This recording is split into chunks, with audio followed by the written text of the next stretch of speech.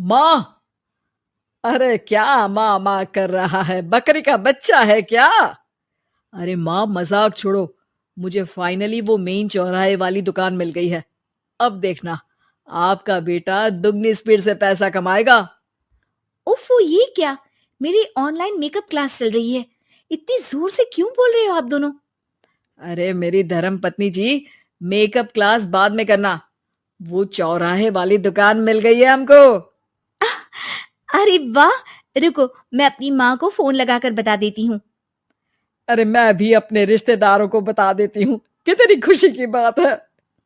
हाँ हाँ, मैं भी अपने दोस्तों को बता देता हूँ। 1 हफ्ते बाद रजिस्ट्री है। बस, घर में खुशी का मौका था। उन तीनों ने अपने अपने फोन उठाए और लोगों में बात फैलाना शुरू कर दिया। और रही सही कसर, श्वेता बहू ने अपने पड़ोस में सबको बताकर कर दी। अरे वर्मा आंटी, अब हम भी जल्दी कार ले लेंगे। घर का रेनोवेशन होगा और ठाट से रहेंगे हम भी। अरे, ऐसा क्या हुआ? लॉटरी बाटरी लग गई है क्या? अरे, इस बार चौराहे वाली मॉल में हमको भी दुकान मिल गई है। दुकान नंबर 21, जो एकदम चौराहे पर है। अब ग्राहक बढ़ेंगे तो आमदनी भी बढ़ेगी ही ना। अरे वाह, कितनी खुशी की बात है। मैं बहुत खुश हूँ तुम्हें इतना खुश देख के। बाकी एक बात कहूँ, सबको मत बताते फिरना। किसी की नजर लग जाएगी तो खुशी की खबर वापस लौट जाएगी। हैं? ऐसे थोड़ी ना होता है। अब डरा रही हो। अरे सही कह रही हूँ। काली नजर कहते हैं इस चीज को, जब आप किसी को कुछ बताओ और वो काम बिगड़ जाए। अरे लेकिन मैं तो। तुमने सबको बता दिया ना? हाँ, फोन लगा लगा के। अब बच के रहना। काली नजर बड़ी खतरनाक होती है। श्वेता इतनी खुश रहती है कि वो वर्मा आंटी की बात पर ध्यान ही नहीं देती, जबकि पड़ोस में और भी लोगों से खुशी की खबर शेयर करती रहती है। अगले दिन राजेश बहुत दुखी होकर घर आता है। अरे बेटा क्या हुआ? मुंह क्यों सूजा हुआ है? मधुमक्खी ने काट लिया क्या? माँ, वो दुकान किसी और के पास चली गई। किसी ने ज्यादा भाव लगा दिया। अरे पर बात तो आपसे हुई थी ना उस दुकान वाले की। हाँ, आज मैं टोकन अमाउंट देने गया था, तब मुझे पता चला। कोई आकर सुबह मुझसे पहले ही ज्यादा अमाउंट दे गया। काली नजर। क्या? क्या कहा? वर्मा आंटी ने समझाया था कि किसी को बताना मत, वरना काली नजर लग जाएगी। अच्छा, तुम्हें उनकी बात मान लेनी चाहिए थी। उनकी बात मान लेती, लेकिन उसके पहले ही सबको बता चुके थे ना हम तीनों। अरे अगली बार से ध्यान रखेंगे। कोई भी नई चीज होगी तो किसी को नहीं बताएंगे। तीनों कुछ दिन ऐसे ही रहते हैं, पर एक दिन श्वेता को एक मेल आता है। राजेश, मेरा ऑनलाइन मेकअप कोर्स कंप्लीट हो गया। अब मैं खुद का पार्लर खोल सकती हूँ। अरे वाह, अपने मोहल्ले में ही खोलते हैं। ये जो घर के सामने दुकान है ना, वहीं। हाँ, यहाँ सस्ती भी मिल जाएगी। अगले दिन श्वेता वर्मा आंटी के पास जाती है, मिठाई का डब्बा लेकर। अरे आओ आओ, कैसे आना हुआ? जोर से नहीं बोलूंगी। वो सामने वाली दुकान है ना, वहां मैं अपनी पार्लर की दुकान खोलने वाली हूँ। उसकी मिठाई है। अरे वाह, बहुत बधाई हो तुमको। हाँ, मैं कमाने लगूंगी तो राजेश पर पूरे घर का बोझ नहीं रहेगा ना आंटी जी। ये तो है। पर ये बता कि तूने ये बात किसी और को तो नहीं बताई ना? अरे नहीं नहीं, पिछली बार गलती कर दी थी। काली नजर लगी किसी की और राजेश के हाथ से वो दुकान चली गई थी। सबको मत बताना। चलो मैं चलती हूँ, कल दुकान की बात करने भी तो जाना है। अगले दिन श्वेता दुकान के लिए मालिक से बात करने जाती है। अरे लेकिन दुकान तो हम कल रात को ही किसी को दे चुके हैं। कल ही? हाँ, कल ही। 2 दिन बाद कोई यहाँ पार्लर भी खोल लेगा। अब कहीं और दुकान देख लीजिए। अरे पर हमको भी तो पार्लर ही खोलना था।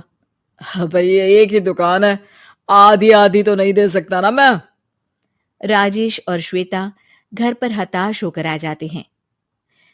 इस बार तो किसी को बताया भी नहीं था, अब किसकी काली नजर लग सकती है? सुनो, तुमने माँ को बताया था क्या? अरे कैसी बात कर रही हो, माँ की नजर थोड़ी ना लगेगी। पक्का तुमने किसी को नहीं बताया था ना?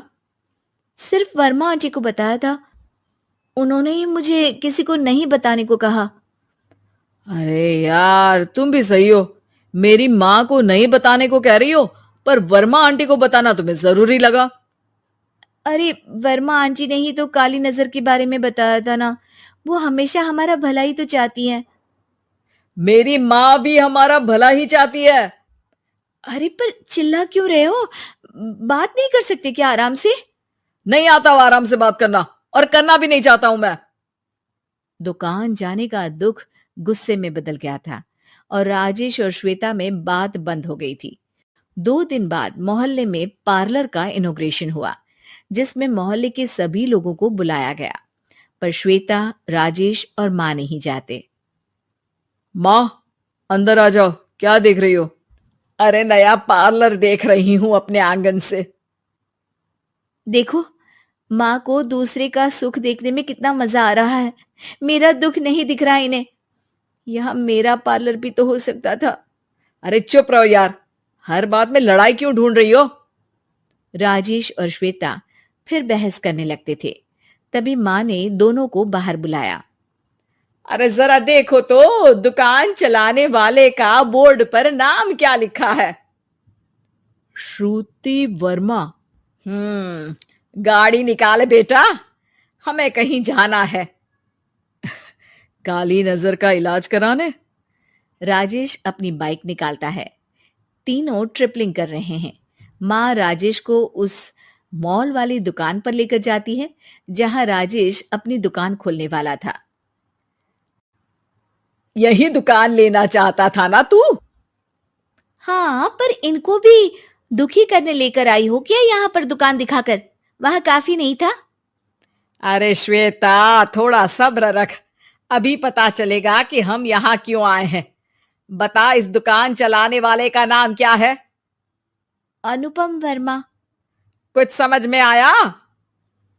वो दुकान वाली श्रुति वर्मा, ये दुकान वाला अनुपम वर्मा, और हमारे पड़ोस में हमने उस दुकानों के बारे में बताया किसको था? वर्मा आंटी को। मतलब वर्मा आंटी ही हमारा काम बिगाड़ रही है? नहीं नहीं, ऐसा नहीं हो सकता, ये बस इत्तेफाक है।